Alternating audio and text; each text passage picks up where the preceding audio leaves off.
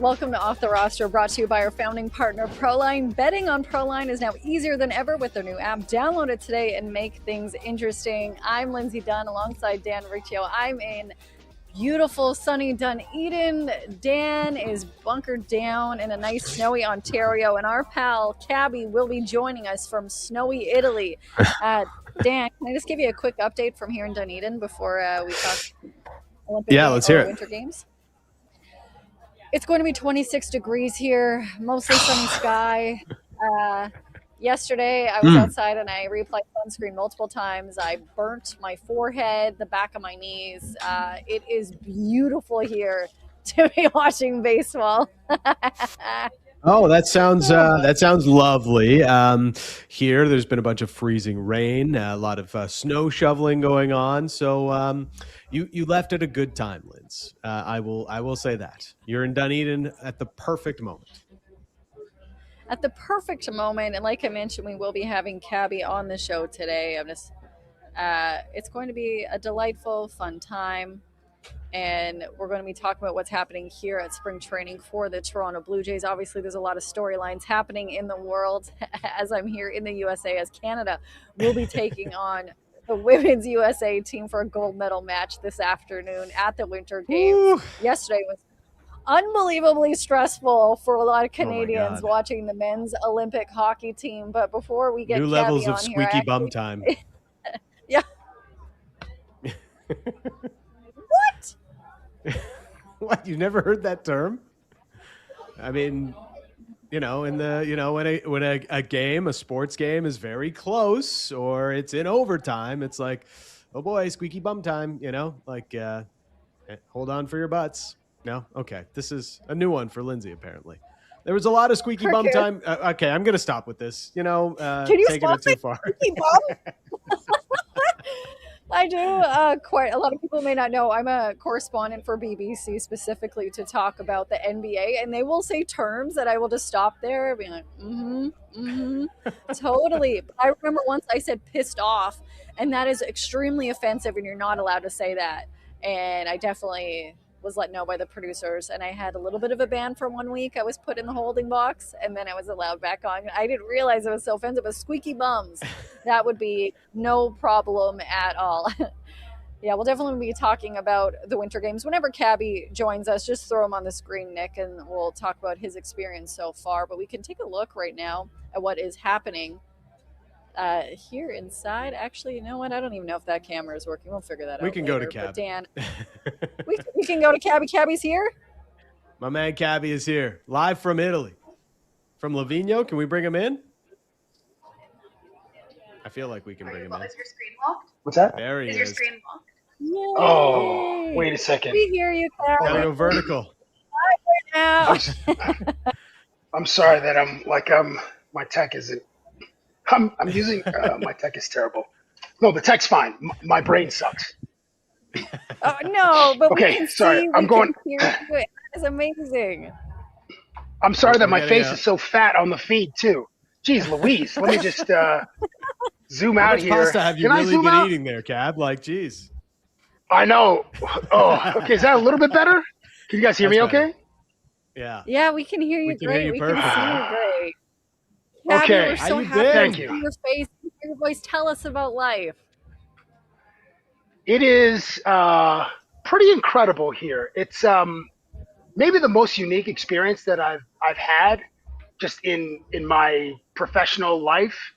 Livigno is like, okay, so for people back home, think of Collingwood, but like 4 times bigger than Collingwood, and legit mountains, because Blue Mountain is like 700. Yeah.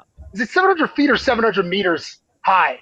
There are legit mountains here that are, I don't know, 3,000 meters high. So it's also, I got to get used. I'm sorry if you guys hear me panting. It's the A, I'm out of shape, and then B, it's the altitude. So let me just straighten my camera, because we're at 1,800 meters above sea level here, and then sometimes 2,200 meters. But so yeah, it's also because I'm fat, and also just the elevation is why I'm breathing so heavily. How are you guys?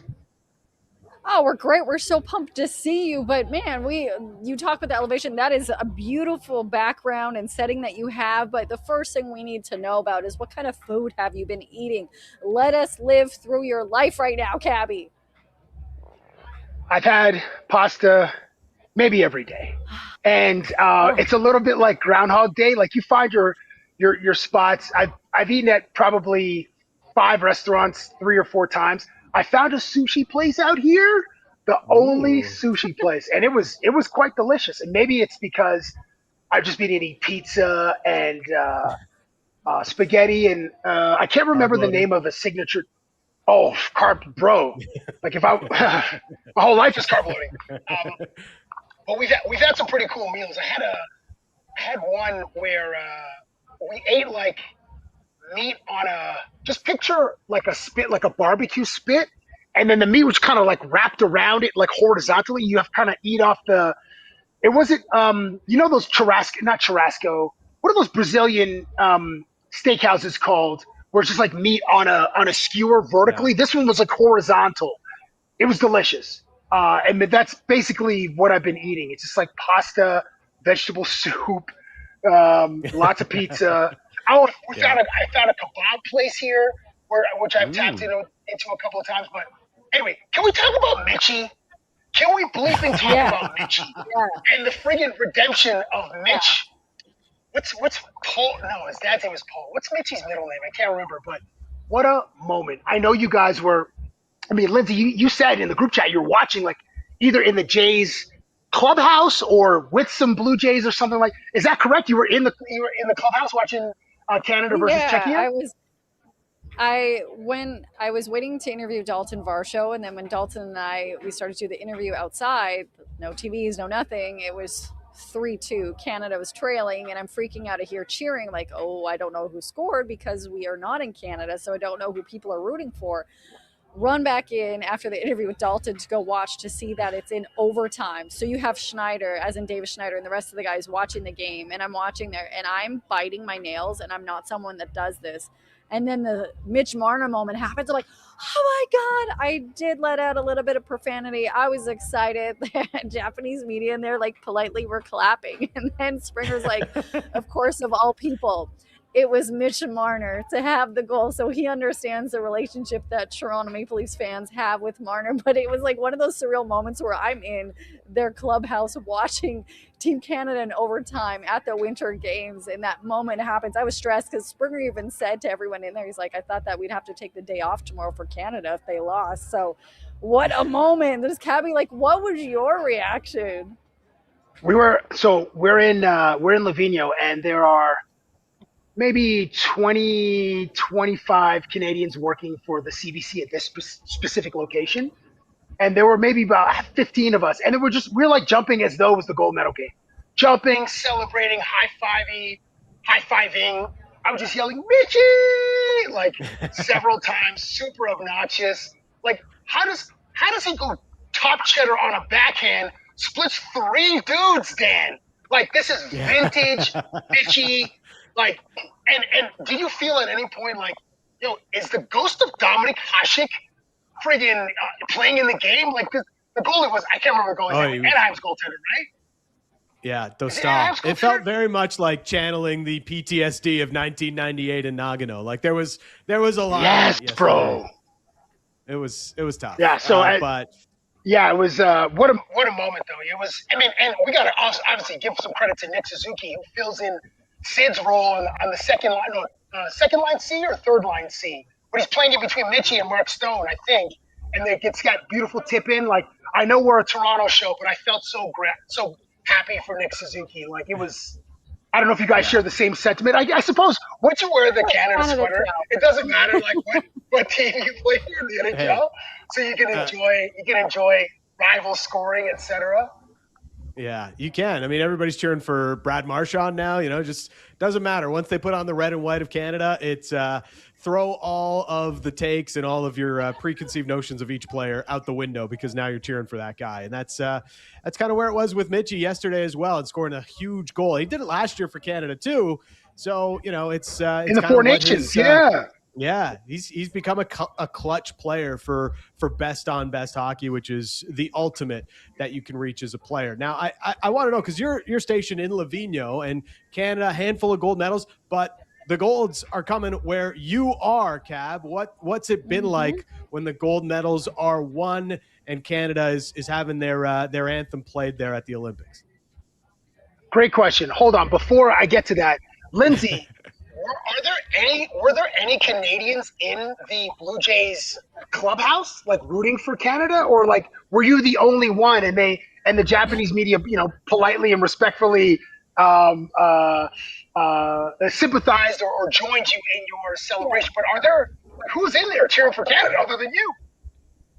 Well, the players, some of them they were rooting for Canada to win. They were excited watching it, but there was two other Canadian media in there, one being Mitch Bannon from The Athletic, but he was much more professional in his reaction. There was like a fist pump kind of to the ground, and then there was another reporter here from Canada. We all just kind of, after that, just had a nice collective sigh of, oh, thank heavens, because I did not think it was going to get to that scenario. I think so many people just kind of already had them even past tomorrow's game going to the gold medal match. But it's interesting, Cabbie, how is your Italian, though? We've seen some great moments of you trying to teach the guys. Yes. Thank you for asking. Okay, so when Mikhail Kingsbury, who was the GOAT in moguls for Canada, when he won the dual moguls, it was in the daytime. Excuse me, actually both of his races were in the daytime. Huge euphoria. It was pretty cool to hear Canada here. Megan Oldham from Parry Sound, Ontario. Like Mikhail Kingsbury's from Quebec, but like Megan Oldham's from Parry Sound, and she lives half of the year in Whistler and the other half in Parry Sound. That was like we went to that one. Sorry, the Big Air Snow Park. Big Air is back there. Wow. And you can't see where slopestyle is from this angle, but it's all in this venue. So we've probably met. The Canadian contingent is like healthy here. It's not the most, a lot of Aussies here and a lot of Italians, which is cool. The only expressions that you've been using are the ones that Dan gave me before I came to Italy. So it's per favore, it's una cafe, it's buongiorno, it's buonanotte, buonasera. Like Dan sorry about the angle here. Like Riccio, hooked me up with the only, I don't know, 5 or 6 things. The necessities. You got the bare necessities. You got the bare necessities. So you've become a Spro guy now. You're just un cafe everywhere you go. I saw it on your Instagram. You're becoming a espresso aficionado like myself. Well, not quite. I do want to have a couple in Woodbridge with you, or maybe even your Nona, because I know that like it's the best when it's like done in the family or by someone's grandma, someone's Nona. I've only had the one, bro. That's it. And I've been drinking. I've had some limoncello, which is like really sugary and nice, and that's really it, dude. I haven't really hit an après ski. There's one spot in town which has like the liveliest après ski. They're playing, like Lindsay would love this spot because they're playing classic rock, the Don't Stop Believins of the world, the friggin' Queen, the Bohemian Rhapsody, like it's all the some of the songs that we hear in stadiums and arenas to get the crowd going. It's very much that kind of a vibe. And there's only one other place here in town where up a mountain, this Corona activation is pretty dope. That's where you hear like some R&B. There's a DJ who's playing some like Calvin Harris, Rihanna. Like the vibes are a little bit smoother. But as far as I thought it maybe would be a little bit livelier, but like one place in town, Mickey's après ski is lit every single day. It's been lit for, 14 days in a row. And I imagine tonight, as we watch Canada versus the United States, because there are a lot of Americans here and obviously some Canadians here, that place is going to be lit regardless. Whether Canada wins and MPP is able to channel MVP of 22, MVP of 18, MVP of 14, just coming in the clutch, just scoring in the gold medal game. Like that is her resume. If she's able to unlock herself, then we're in good hands. But I'm worried. I don't know. Are you guys worried? Yeah, I'm worried. Yes, and I feel My bad for confidence being not honest high. about it. Yeah, my confidence is pretty low. I'm hoping they have the best like comeback of all time, the underdog story. But Cabbie, I'm terrified. I'm probably going to be watching with like one hand covering my eye, looking at what's happening today. But I'm terrified to see what happens. I'm hoping MPP scores 87 goals, and that would obviously be a record in all of hockey. But a girl can dream, guys. A girl can dream. Dan, where are you going to watch? Are you going to watch anywhere special or just like on the couch? No, Right, a man. bowl of popcorn next to you. Gold medal matches are all about like on the couch, locked in, and just living and dying with every moment. So that's maybe have a couple of buds to watch along as well, and that's going to be the way to go. So wait, Hillary Knight got engaged before the game, and what was the story today? Like Daryl Watts and her girlfriend broke up. Is that the story? So that's the rumor you guys see that one online. Like the rumor. Okay. Yeah, so it's kind of gotten. I don't know how much of it is like what we're seeing is playing out, but like Caroline Harvey on the U.S. team, she's like leads the Olympics in points right now, and then there's of course Daryl Watts on Team Canada, and they seem to be in a relationship, and it like now it's like a heated rivalry situation. They broke up before the gold medal match. At least that's what I'm led to believe is gone on here over the course of the Olympics. There was a rift, and now we've got heated rivalry playing out in real life. At least that's what seems to be the hype around it. So we'll see. We'll see how that plays out in the final. Do we know if they've unfollowed each other on Instagram? Because that's a big. Yeah, there's like that's a big marker. There's eliminated there's been deleted pictures. There's with each other and stuff. There's yeah. It's that feels real. They were never that like feels officially real. a thing, but like there's definitely a lot of evidence that's kind of popping up around the situation. Whoa, it's getting messy. I like this because it doesn't involve my life. This is great. So, Cabbie, what's the rest of your day? What do you have on the schedule for the next couple of days? Tell the people. We had an interview with Mark McMorris canceled. I don't know if I should reveal that, but he didn't have the Olympics that he hoped and that many of us hoped he would have. He's 32 and finished 8th in slopestyle, which is his event. So he bounced. Mark, he went back to Canada this morning, or tried to. I mean, it was a blizzard all day, and right now it's 4:20 p.m. local here in Italy, and it's like clear now. But for the first, I woke up at like 8, from 8 to about 2. It was what we dreamed about as kids in elementary school, like a snow day. You look outside, you're listening on the radio for like the school closures and the bus closures. It was one of those days here. So yeah, Mark. So today I'm going to record some intros for this trivia game that I do every night at 7 p.m. Eastern, and then get ready. The rest. I guess we're just going to watch Canada versus the United States tonight, and hope for the best. Hope our girls are locked in. Hope MPP can regain. I mean, it kind of sucks. Like both of our captains are injured. Like, what are the odds? Yes. What are the odds? And like Sid, Kyle Dubas yesterday was like despondent. It's like, oh my gosh. It's like, this is terrible. Gudis' whole body fell on the dude's knee, bro. Like that doesn't so stressful. But we have it does not. We have like 5-6 Hall of Famers on Team Canada. Like, we should be okay. Now, granted, I'm thinking about the gold medal game, and we still have Finland to take care of. Don't discount the Finns here, man. Yeah. I know. That's I shouldn't do that. I shouldn't disrespect our opponents like that. I'm just super optimistic that with Connor, Kale, Mitchie, McKinnon, mother bleeping, the Drew and Brad, like those are Mitchie, I suppose, is borderline Hall of Famer, but like we have so much friggin' talent on our squad. And I wonder, did you guys see like yesterday when we were down 3-2, chatter online, like, why isn't Scheifele here? Why isn't so-and-so here?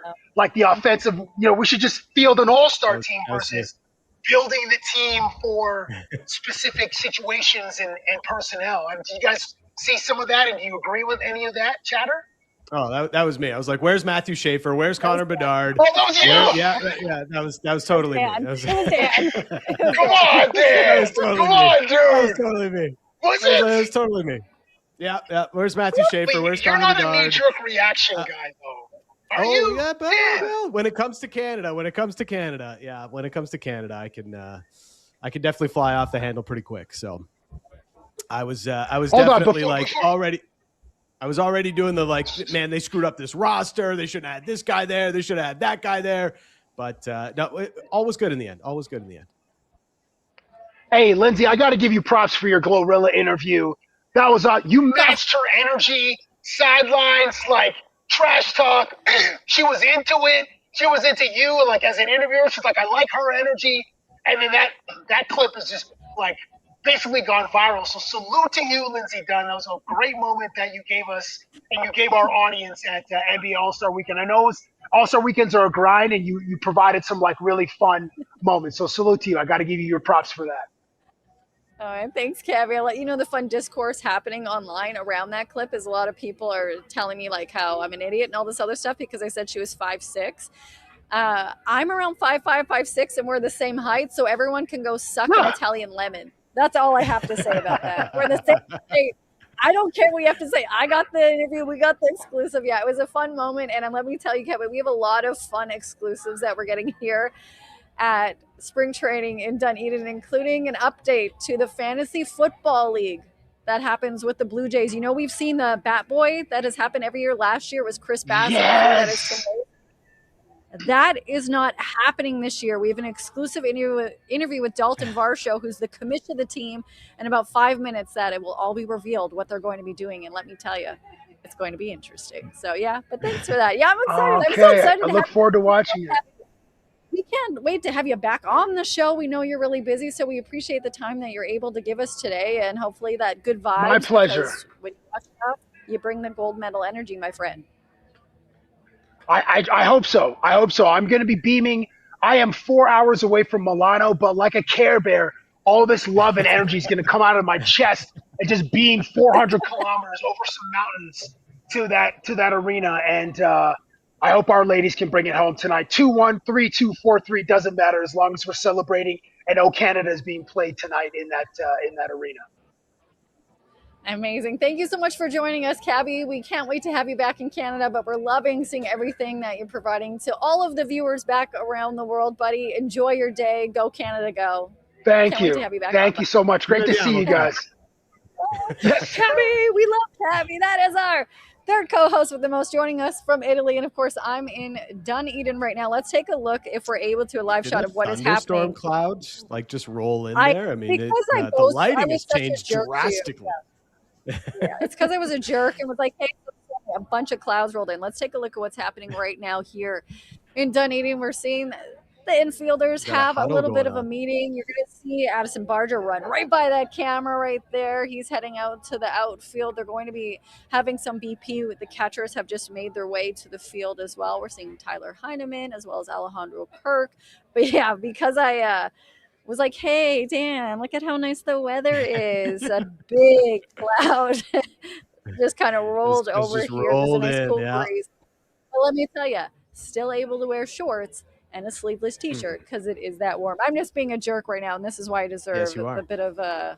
But it looks so beautiful where Cabbie was. So nice to hear from him. Can't wait to have him back on the show when he's back from Italy and hear about all of the shows. But yes, we are live from Dunedin, Florida, where the Toronto Blue Jays are hosting the spring training. A lot of storylines happening here. We're going to play Daulton Varsho after we actually talked to former NHLer Jason Demers, but let's just take a look at a moment that happened with Andres Jimenez yesterday, who spoke to the media for the first time since the end of Game 7 in the World Series. And what was his off season like? Here's what he had to say.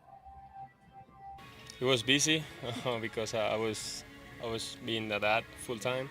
But at the same time, I was trying to work on my ankle. It was a painful injury that I have to deal with.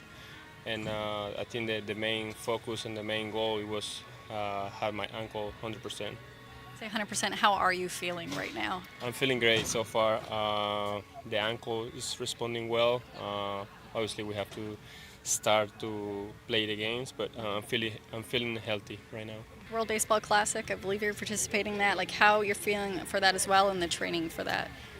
Feeling great, feeling blessed to be part of the Team Venezuela for second time in my career, and obviously a lot of responsibility, and huge. It's a blessing to be representing your country at the highest tournament for a country. So I'm happy for that. Have you spoke to other teammates who will be playing for different countries and what that's going to be like? Yeah, I mean, always joking with Vladdy and the other guys are gonna play for their countries. So it's fun. It's gonna be fun to compete at the highest level, representing your country, and let's see what happens.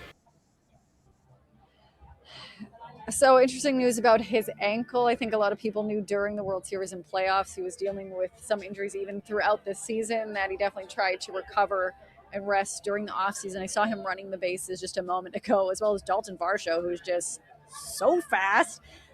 He's looking and feeling good. So when you see that, do you have expectations for what you would like to see from Jimenez this season?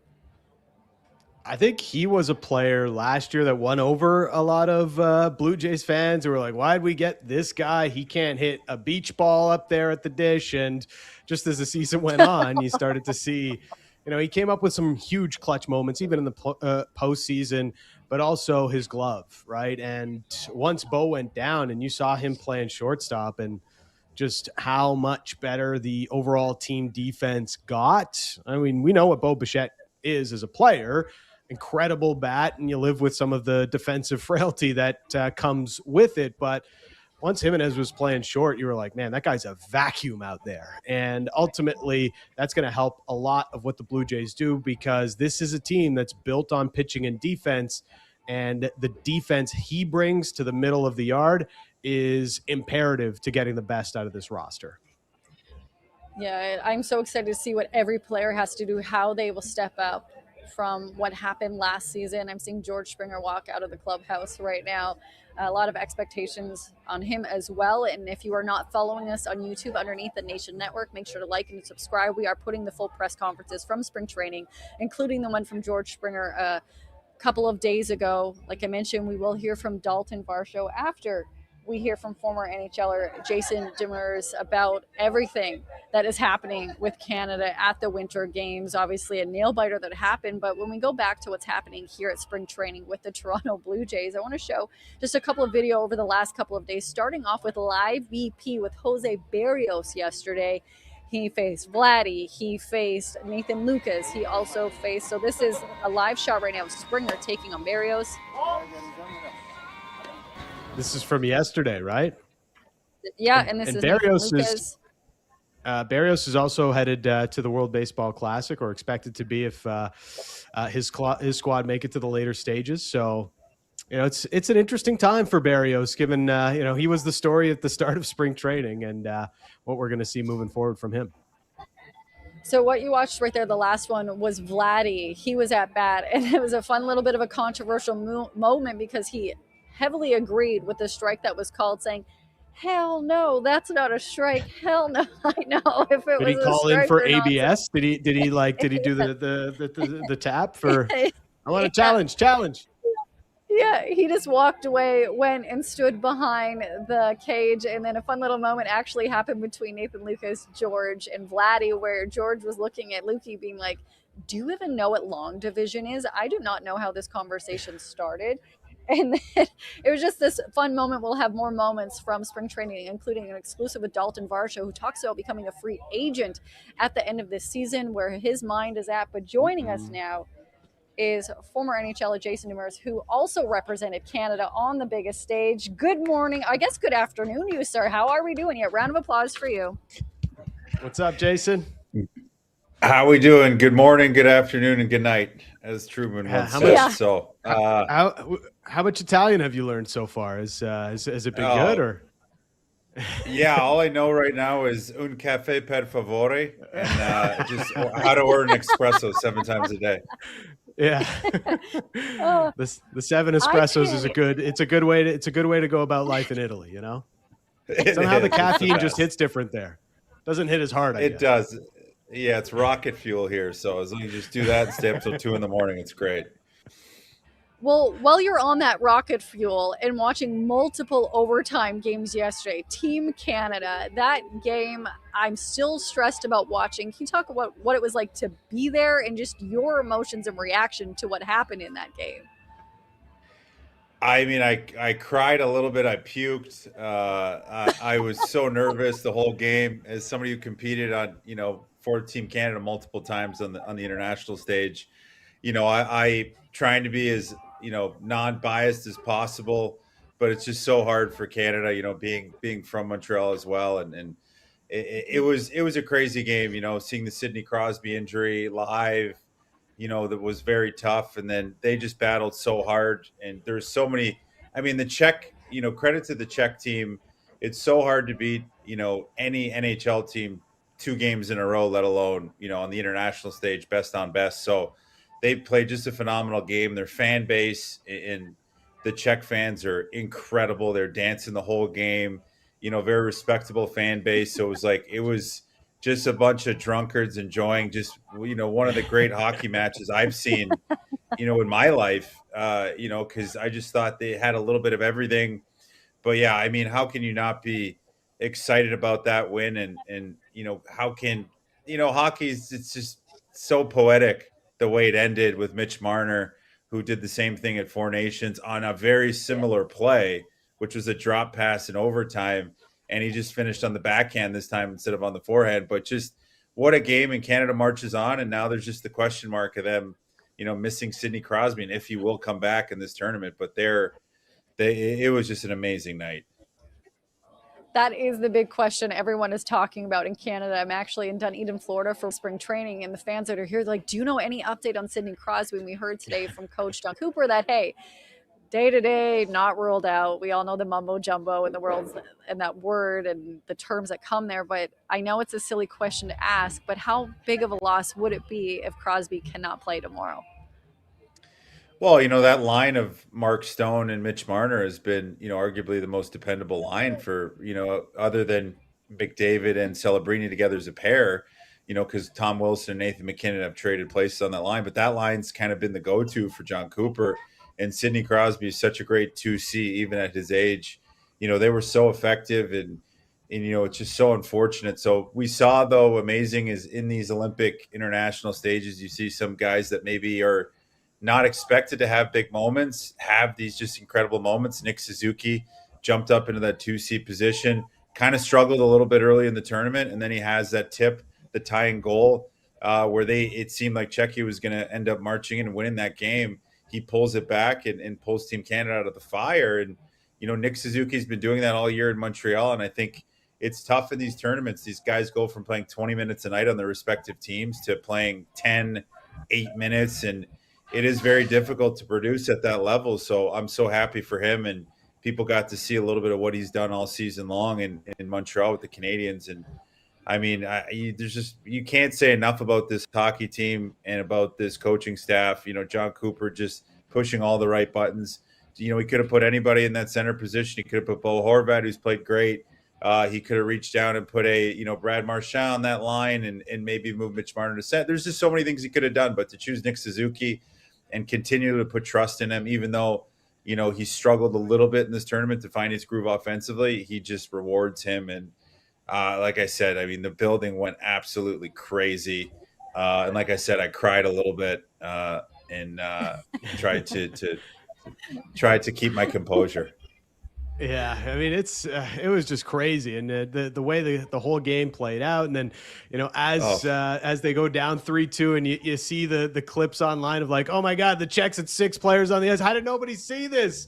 It was just like, but you're just so in the moment of everything that's going on, and it's I can understand. I mean, the refs got to make that call, but how did you see that all play out? Was it noticeable that they had 6 guys on the ice? It just seemed like everybody totally didn't see it. It was such a chaotic sequence. And then, Drew Doughty talked today, and I think he said the same thing. I just remember being up in the crowd and I saw the block shot and I was like, oh, block shot. And I'm like, wait a minute.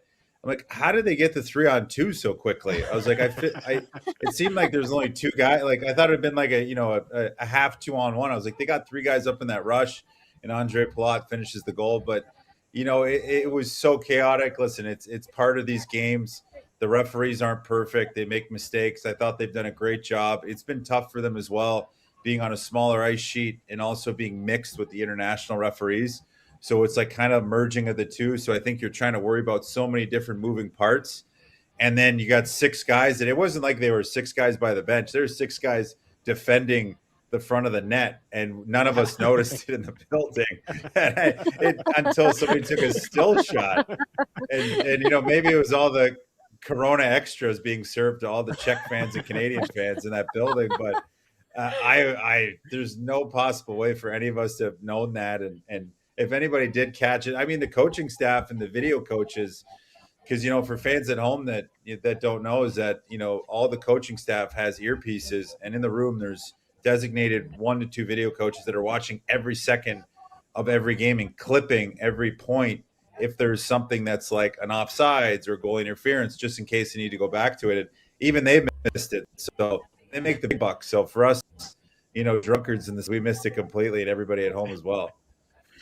It was just absolutely crazy, and thankfully, especially for Canadians, that didn't stand as the winning goal. But for a lot of us, we're kind of just like, certainly, you feel like, oh, Canada. You look at the teams on paper, and Canada's just going to roll just like they did in the prelim round. And you look at the early betting lines against Finland, and Canada is again the heavy favorite with that matchup. But I think we forget, and you can speak to this more as a player and somebody who's played internationally. Once you get into a single elimination playoff, it almost like everything gets thrown out the window. Guys are going to play as hard as they possibly can for their countries.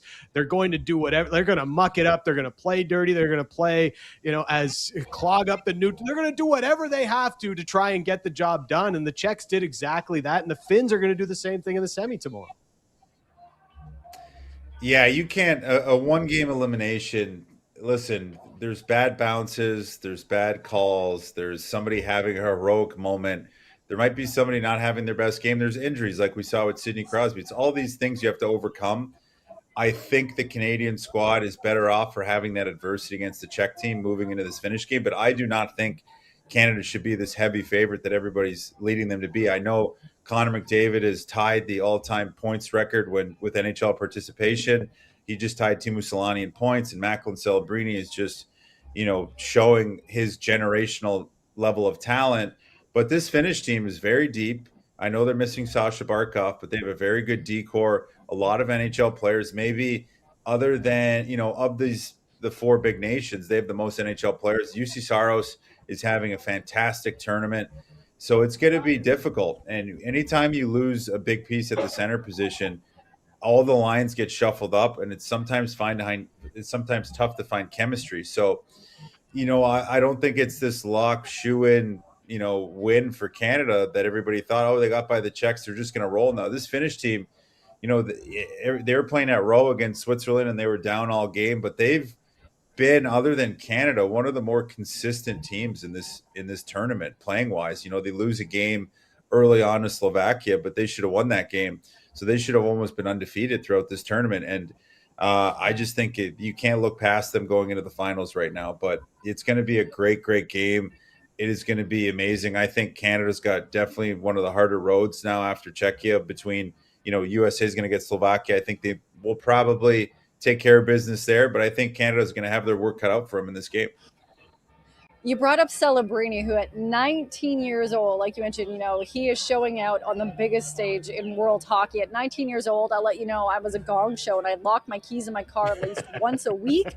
When you watch his performance and how he has lived up to this moment, how impressed are you, not only now as an amazing analyst, but as a former player who's played at that stage? Well, I've had the pleasure since, of covering him his first year with the Sharks and doing radio for the San Jose Sharks as well as some TV. And, I saw it early. I remember kind of last year, early this year, comparing him to a mini Sidney Crosby. People were like, you're out of your mind. And everybody's now is like, oh my God, this guy's a mini Sidney Crosby. I was like, yeah, look, it's not hard to see that the motor on this kid. And to your point, at 19, I was playing junior, and I couldn't, get through a game without making 3 or 4 egregious turnovers. And this kid's leading Team Canada right now. You could talk about McDavid, who's, I always put McDavid, even though we're, all the best players in the NHL. I know Russia's not there, but for what the countries have available, it's best on best. And McDavid is 2-3 steps above of everybody, no matter what, even if you take the best players. But Macklin Celebrini isn't far off of him. He's a close second. He has been the second best player in this tournament, categorically. And I would say it would go McDavid, and then it's like a tie between him and Quinn. He has been everything in what he's done, stepping up, going to the wing as well. I think is impressive. He's been a natural center. They put him on the wing. He's learned how to be a producing winger in half a second. And you look at these guys on this bench, and I have the privilege of being up in the stands and watching the bench as Macklin's on the ice, and you can just see guys shaking their heads every single time the shootout goal he adds, or the penalty shot. The guys are smiling ear to ear when anytime they talk about him. They're just grinning. They love him as a human being as well. And I think that's the important thing, is he's not just this fantastic hockey player. He's just a great kid. So nice, so respectful, understands the history of the game and wants to honor it. And I think that's something that is missing in some of the, younger generation coming into the league. And he just understands it.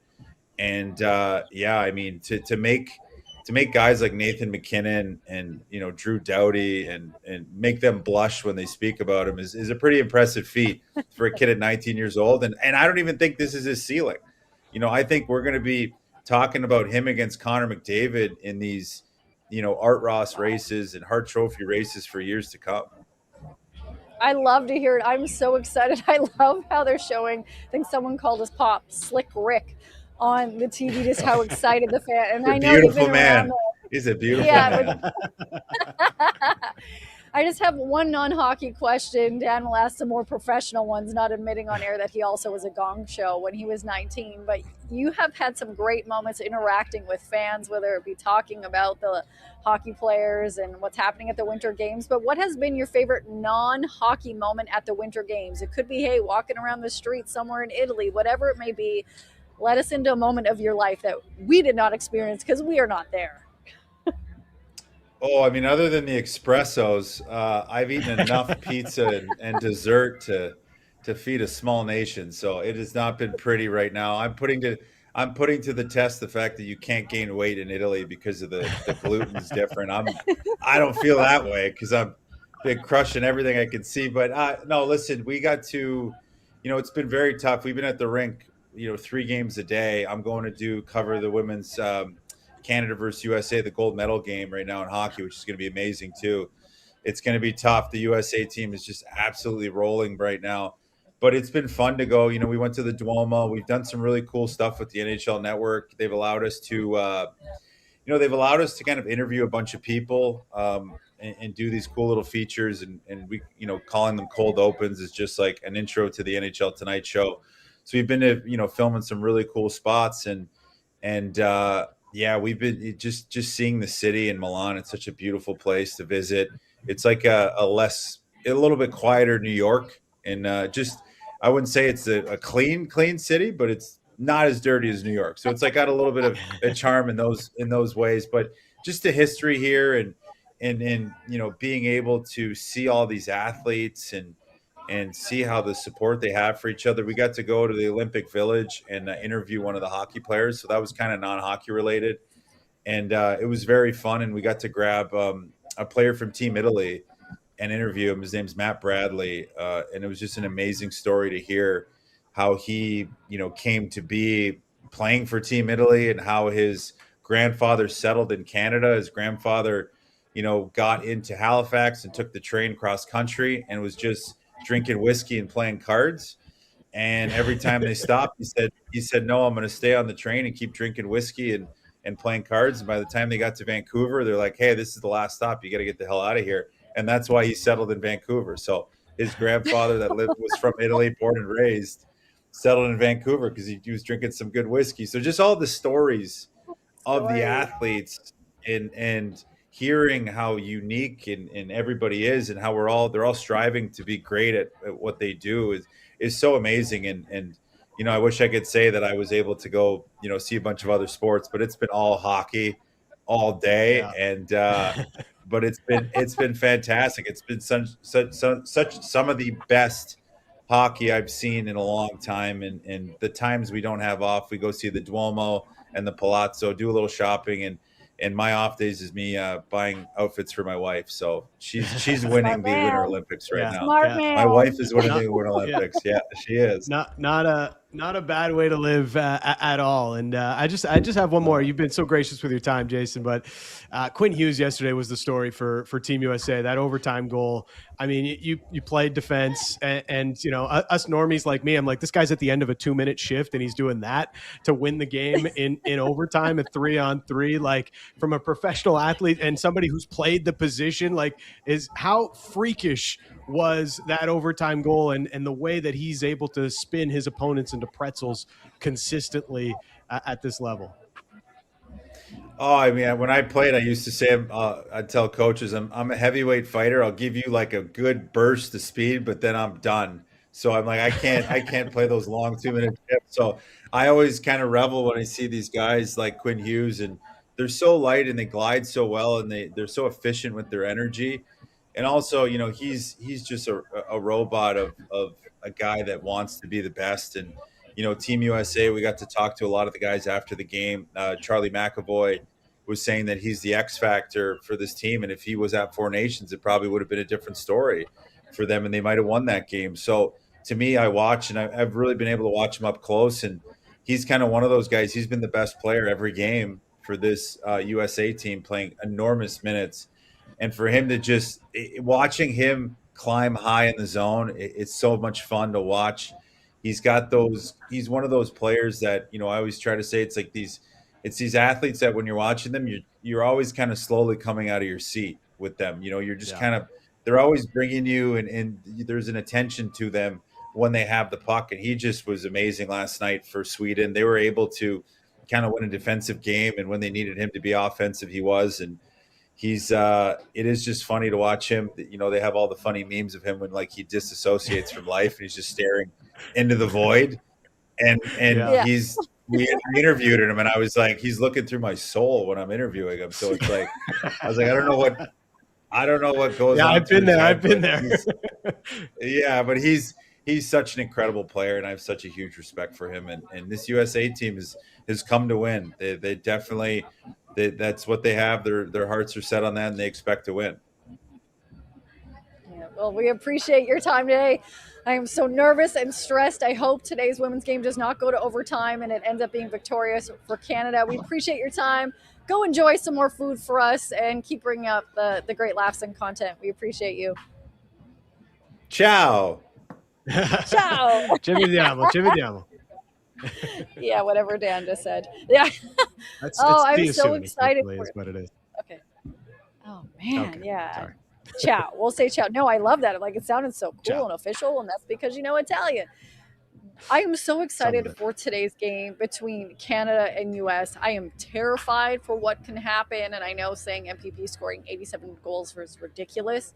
Just everything she's already done in this tournament after being injured to coming back and making such an impact. We will see what happens, but I want to take everyone into what is happening here in Dunedin at spring training for the Toronto Blue Jays. I am going to take a look to see if we're able to get that second shot, because they are doing BP behind me right now. Is that Varsho again? It Looks is like Varsho, and at the moment you see Vladdy was in there a moment before that. All of the guys, Popkins, you have Kazuma, you have Springer, all watching him right now take BP. They were running the bases earlier. You can see that's Tito, the translator, and then sitting on the bin, that is Vladdy, that I know a lot of people will be excited to see what he can do here after Varsho gets a couple. You can hear an applause, and we have Addison Barger in the outfield, but going out now. This is another thing you're going to want to see. We watched this yesterday. This is Kazuma getting some at-bats in BP. So, Dan, I know it's a little windy here, but your thoughts on what you're seeing right now from his stance and his swing? Yeah. He didn't look he's already taken pitches. You love to see that from a guy who's going to be selective at the plate, gets one up in the air there. His swing The tempo of his swing is mesmerizing. The way that it's just so smooth to the eye. It's not violent in any way, very controlled, and you can see why he's able to get bat to ball quite often, and that's what the Blue Jays brought him here for. He's going to be somebody that adds a lot to this offense. 277 homers in Japan, and there's Vladdy being like, yeah, you got that one. Clearly liking what he's seeing from number 7 Okamoto so far. So where he is walking, we're seeing Vladdy now in the cage hitting, and yeah, that was a bomb. It actually went over. It went over the fence. That one looked like, wow. Vladdy's just hitting them 700 feet right now. That is back-to-back home runs here at Dunedin from Vladdy Guerrero Jr. That one went straight to Addison Barger, who is in right field right now. Fantastic. These guys are out there shagging fly balls, and Vladdy's just putting them over the fence. So yeah, it was back-to-back over the fence, and I just kind of want to show you, and I know our cameraman who's on the field right now to walk actually behind where they are batting, and hopefully we do not lose connection. I just want to show you kind of the environment of what is happening. You will see some media. You can keep walking. It's just that there is Varsho watching. You have Nathan Lucas. You will see that in a moment.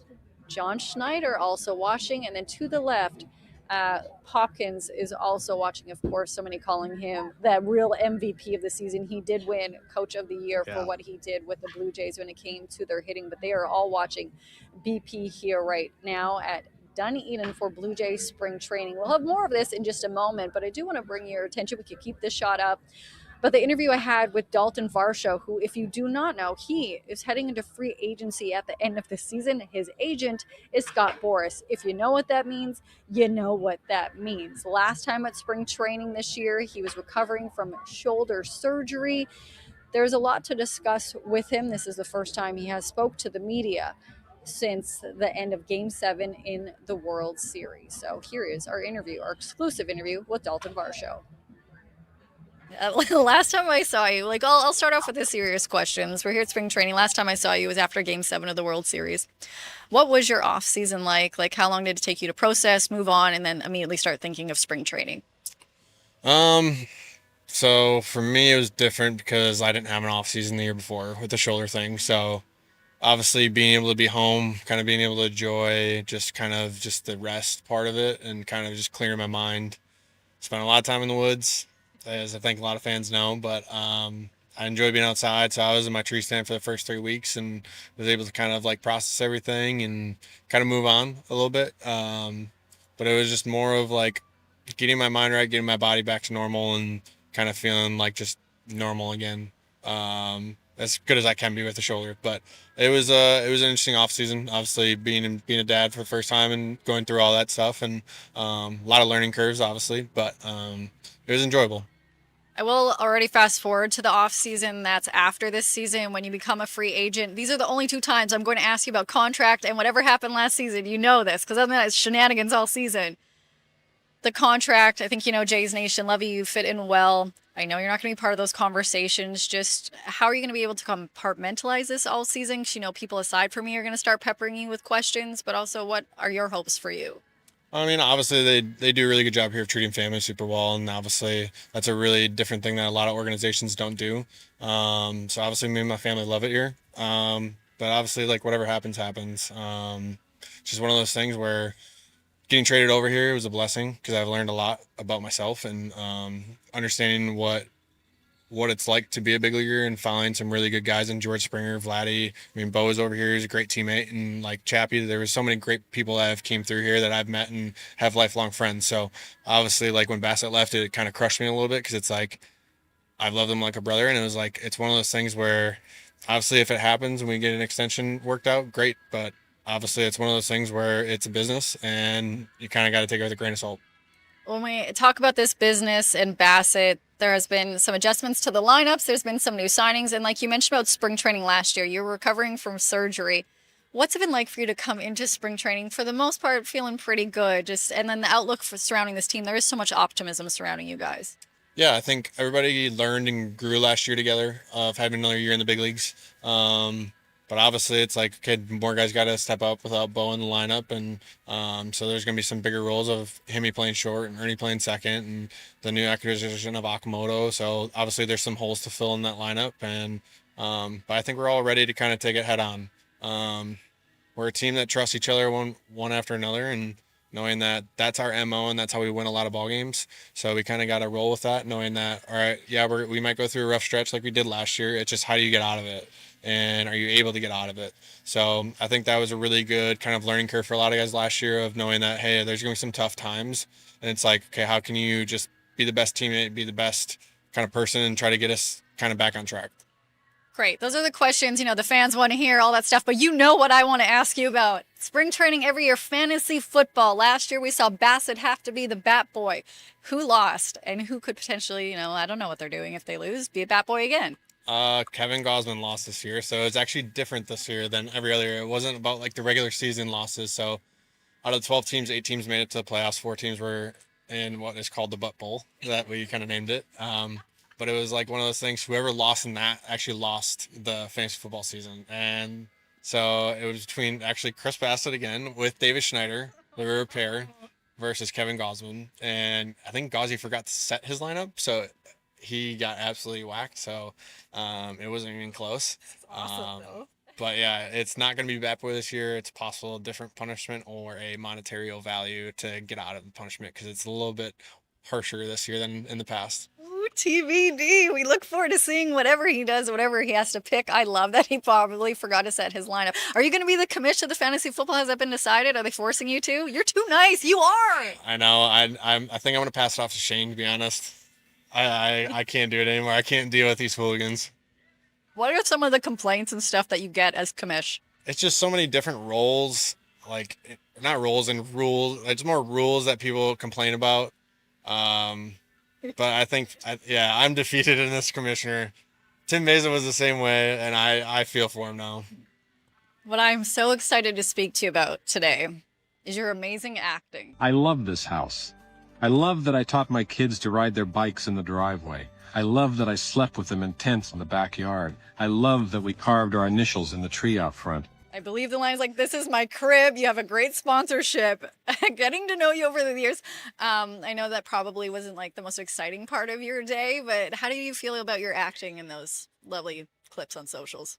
Oh, they're all right. I wouldn't say that I'm great at it, but it was enjoyable. They were really good people to work with, and they actually made it super easy for me for the most part. I got one more I have to send out, so it'll be coming soon. How many takes? It actually wasn't long. They set 4 hours for the whole thing to do, so I had 8 different things I had to do with them, and I got it done in an hour and a half. Give him an Oscar, people, but don't make him commish of the fantasy football team. Please don't. Amazing. Oh my god. He's amazing. So over the years, I've got to know him, and you can kind of tell his demeanor on TV and when he's playing. He's not super outgoing, so to have to do those social media viral clips that they're hoping would go viral is not something he enjoyed. And let me tell you, he was so not happy with me that I've been bugging him about it the last couple of days. Like, hey, but when it comes to Gosman losing fantasy football, I do know what would happen if he does not pay for a team dinner. I'm not allowed to tell you, but it is something that I think fans will love. Ooh. So I just wanted to manifest this, put this out there, whatever terms people now use in 2026, that Gosman refuses. And now he's just to pay for mashing a team dinner. baseballs here. Yeah, we're taking a look right now. Live BP happening here in Dunedin, Florida. Daulton Varsho in the cage. We're going to see Ernie Clement in a moment as well. I know he has become a fan favorite. We will be interviewing the roomies. We will have that for you on Off the Roster in the next couple of days, talking about how their profiles have skyrocketed since and during the World Series, how they've been dealing with that. So it's been interesting. Nathan Lucas also joining this group. Jimenez has come out here. They will all be hitting the cage. We'll be putting a lot of this video and this footage and the interviews all on our YouTube page underneath the Nation Network. Make sure to like and subscribe. We will be putting the extended interview with Daulton Varsho there as well. And there's a lot happening here that we'll be bringing to you also on our socials, on Off the Roster Pod, on TikTok, X, calling it Twitter again, and Instagram. But yeah, so this is exciting to just watch them and the excitement they have. If you are just joining us for the last couple of minutes of the show, Vladdy hit back-to-back home runs here at spring training. He's just Vladdy's swing is just like he woke up angry this morning. Like I don't know what those baseballs did to Vladdy today, but he is just like he is going up there with the intention of injuring some baseballs right now, and he's doing a good job of it, it looks like. Oh, we will have some more of this in just a moment, but Dan, of course, I need to know what your Proline pick of the day is. Oh, I know, it's a beautiful sound. The new Proline app is here. If you think you know Proline, think again. This isn't the old Proline, the new Proline app. You know, you can bet online with Proline Plus, and betting in store with Proline are both easier than ever with the new Proline app, which has more sports, more leagues, and more markets than ever. Now with more ways to same-game parlay your favorite sports. Dan, don't pick a controversial choice. Do what is right today. What is your pick of the day? There is only one pick you could possibly go with today. And yeah, I know we are the underdogs. Yeah, I know the U.S. has won 7 in a row against Canada, and they just beat them 5-0 in the preliminary round. But you know what?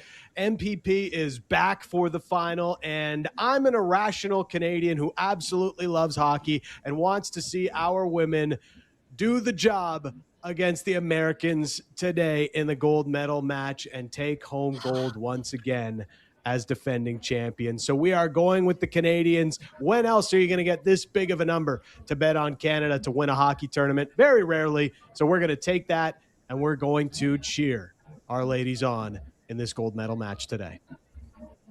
Are we ever? I'm hoping the update tomorrow is that I did not get into a fight with somebody at the bar here in Florida about the Team Canada and Team USA game happening at the Winter Games. I'm so excited. I'm excited. Like I mentioned, I'll be speaking to the roomies later today. I'm supposed to interview David Popkins as well, who we showed earlier, many of you, as the MVP of the season last year for the Toronto Blue Jays. He was with the squad as their hitting coach. And if we want to show it just let's see one more time what is happening here in Dunedin before we let all of you joining us go for tomorrow's episode. You can see again that they are taking a little bit of BP. Yep, he is in there and just tempo of his swing. It's beautiful. That sound is just beautiful. I'm going to take you to Tempo Town. That's Kazuma Okamoto right now. Like just the absolute beauty of his swing. Just mash that baseball right there.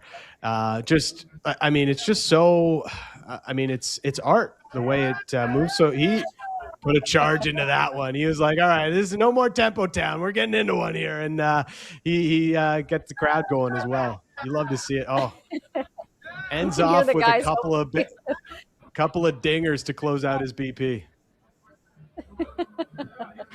He's getting high fives from his teammates, everyone here. They're really excited. You know, caps off to what is happening. Of course, like I mentioned, we will continue to bringing you unique and different coverage here in Dunedin from Blue Jays spring training. Thank you for joining us for another episode of Off the Roster. Tomorrow, we'll be talking all about what's happening in the Winter Games on the ice between Canada, USA, and men's and women's hockey, as well as more updates from here in spring training. Thanks for joining us. Hope you enjoyed this video. If you want more Off the Roster content, make sure to like and hype this video and subscribe to the Nation Network YouTube channel.